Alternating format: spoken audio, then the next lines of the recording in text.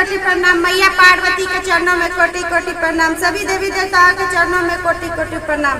दोस्तों, आप सभी के बीच में बहुत ही प्यारा शिव चर्चा गीत गाने जा रही हूँ। अगर आप सभी को अच्छा लगे तो वीडियो को लाइक शेयर एंड कमेंट कीजिएगा। चैनल पर नए होंगे तो चैनल को सब्सक्राइब जरूर कीजिएगा। दोस्तों, रोज रोज गौरा शंकर तुम्हारे ताना, रोज रोज गौरा शंकर तुम्हारे ताना, नैहर चली जाऊंगी ये भोले बाबा, नैहर चली जाऊंगी ये भोले बाबा।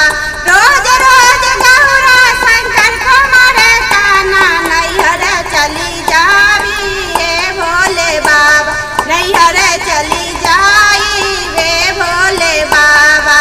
ना भोले बाबा के कोठा अटारी, ना भोले बाबा के महल अटारी, पर्वत पहाड़ से मोर मन भागा, पर्वत पहाड़ से मोर मन भागा, नैहर चली जाऊंगी ये भोले बाबा, नैहर